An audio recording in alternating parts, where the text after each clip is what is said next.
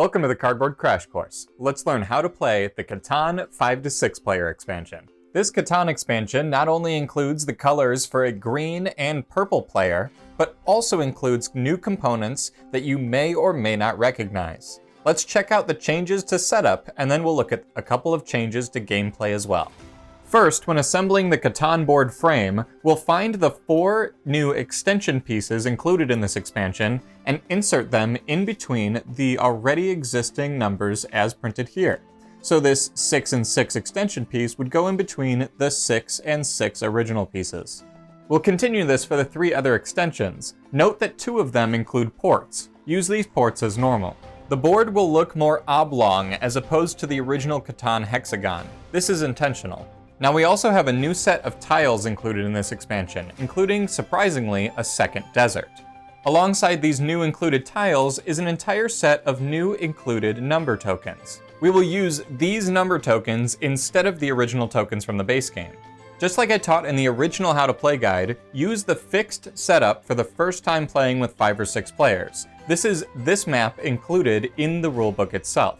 Once we've mastered a couple games using the fixed setup, there's a variable setup page in the back of the rulebook as well.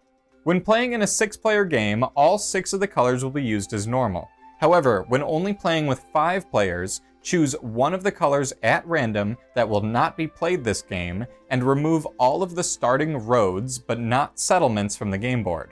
Those 2 settlements will remain on the game board but will not be controlled by any player or produce any resources throughout the game.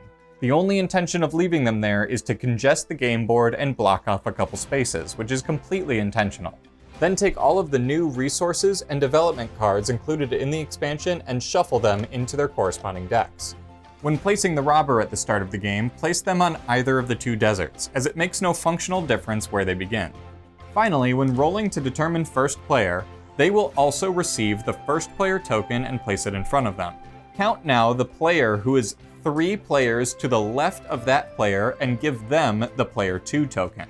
This will be the largest change because of this expansion, so let's discuss how this works. Using this expansion is largely simple. Using the new ports and player colors, it plays pretty much the same, with 1 player taking their turn and moving clockwise around the table 1 at a time until 1 player has 10 points to win. However, there is also a player 2. And each player's turn will instead happen over 3 phases instead of 2 phases.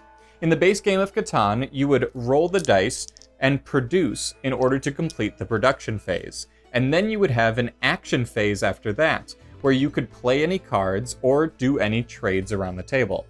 But after your action phase is the 3rd phase, which has to do with the second player token.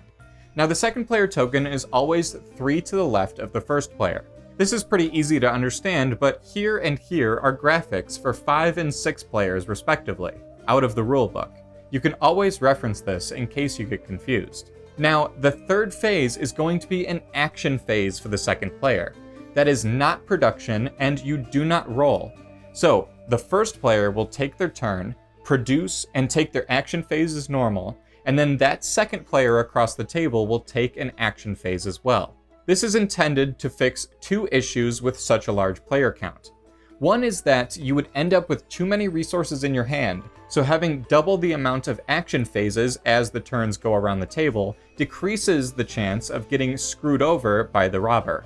This also fixes the problem of the game taking too long, because you can utilize this by purchasing a development card on one action phase and using it on the next time you get an action phase, which should only be 2 or 3 turns from when you just took. The final issue this might fix is downtime. You just get to play the game more than you would before. Now you can win the game during any action phase. So just to clarify, whether you're first player or you have the second player marker and are taking your secondary action phase, you can win the game on either of those.